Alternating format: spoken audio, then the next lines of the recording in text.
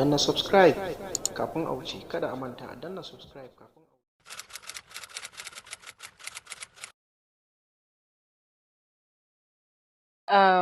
Mati a Zazzau gaskiya ina son fim ɗin nan. I mean, a manta magana wai Rahama ta kira ni, ka gane, don Rahama ƙawata ce. Amma da na karanta script ɗin, na labarin ya burge ni.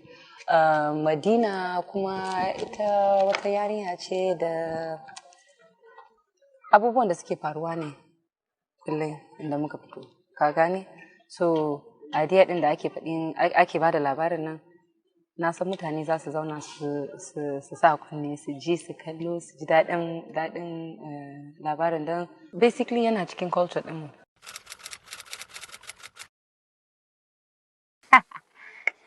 Well, obviously scene ina ne, ka gane, don very intense, ba wanda za a iya irin wasan banza a ciki ba, ana magana abu da yake faruwa ne.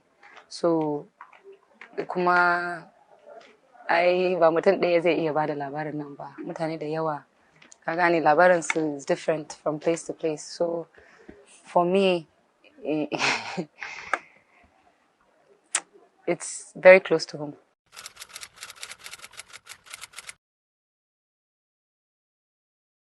Well, ka san komai a duniya dole ka ɗan yi shi ko sau ɗaya, ka gane? So, ni ina son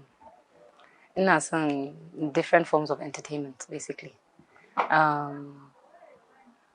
As mawaƙiya, gaskiya acting da waƙa ba ɗaya ba ne. Challenge ne, ka gane? So, kuma ni I like challenges. So, shi yasa na ɗauki aikin da Rahama ta kira ni ta ce ina da part da na san zaki yi sosai.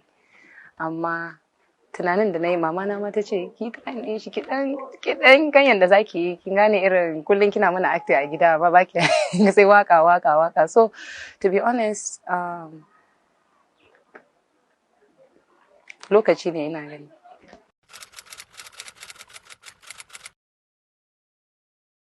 Oh, of course, I mean, sannan ku mutane na jama'a, suna na Dija.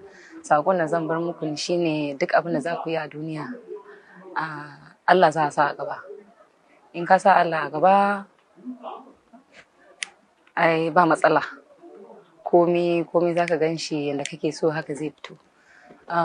Ni abin da nake yi kenan. Duk abin da zan yi sai na sa Allah a gaba. Kuma abin da na yi yau, kuma gashi kuna gaya min wayan aiki na da kyau, so alhamdulillah. Amma abin da zan gaya muku, duk abin da za ku yi a duniya, in ma mutum ya ce maka ba za ka iya ba, ka sa shi a cikin addu'a, in naka ne ba zai taɓa wucewa ba. Shi ne maganar da zan gaya ma jama'a.